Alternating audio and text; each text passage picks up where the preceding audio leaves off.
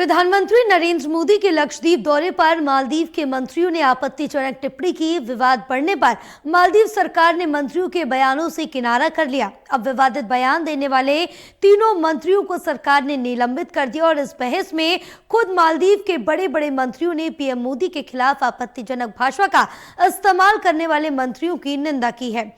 मालदीव के पूर्व राष्ट्रपति मोहम्मद नशीद ने सोशल मीडिया पर पोस्ट किया, सरकार के एक प्रतिनिधि मरियम शियूना कितनी भयावह भाषा का इस्तेमाल कर रही हैं, वो भी एक ऐसे प्रमुख सहयोगी देश के नेता के लिए जो मालदीव की सुरक्षा और समृद्धि के लिए महत्वपूर्ण है।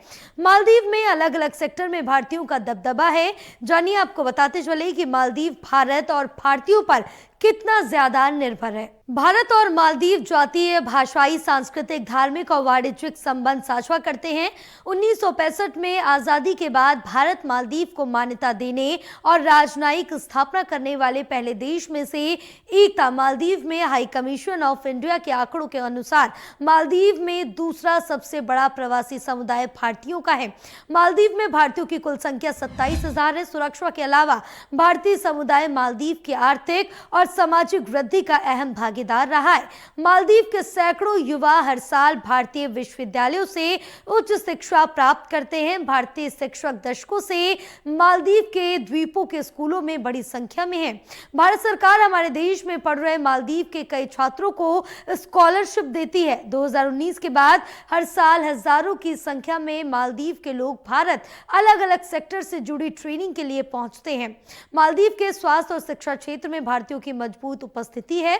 यहाँ अधिकांश प्रवासी शिक्षक भारतीय हैं। साल 2022 में लगभग 1700 प्रवासी शिक्षकों में से 95% भारतीय थे। इसी तरह मालदीव में बड़ी संख्या में डॉक्टर, नर्स, पैरामेडिक्स और फार्मासिस्ट भारतीय नागरिक हैं। मालदीव के लगभग 400 डॉक्टरों में से 125 से अधिक भारतीय हैं।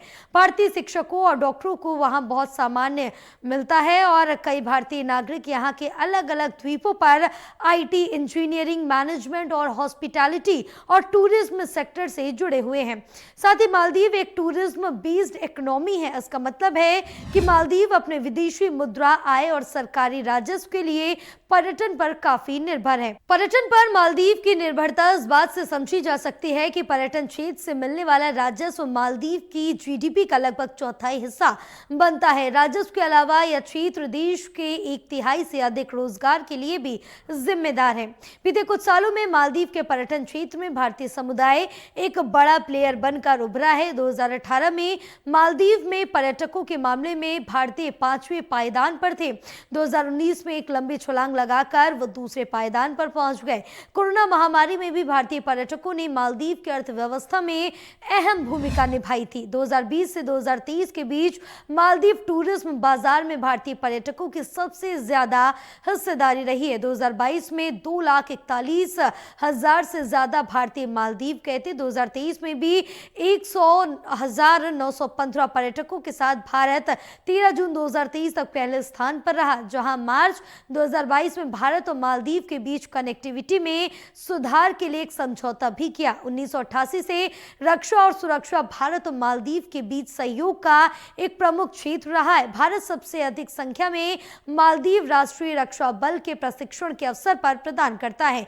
यही नहीं, भारत ने मालदीव की आर्थिक सहायता में एक अहम सहयोगी रहा। साल 2022 के आखिरी में भारत ने मालदीव को आर्थिक चुनौतियों से निपटने के लिए $10 करोड़ की आर्थिक सहायता भी दी थी। बीते सालों में भारत ने मालदीव के अस्पतालों के रेनोवेशन में करोड़ों निवेश किए। दोनों देशों के बीच Maldives institute of technical education, cancer hospital और national college for police and law enforcement बनाने के लिए समझौता भी किया गया। ग्रेटर माले कनेक्टिविटी प्रोजेक्ट के तहत मालदीव के बड़े क्षेत्र को पुलों और पक्की सड़कों से भी जोड़ा जा रहा है। यह प्रोजेक्ट नौकरियों और आर्थिक गतिविधियों के जरिए मालदीव की अर्थव्यवस्था के लिए अहम होने वाला है। इस प्रोजेक्ट के लिए भारत सरकार ने $100 मिलियन का ग्रांट की मंजूरी भी अब दे दी है।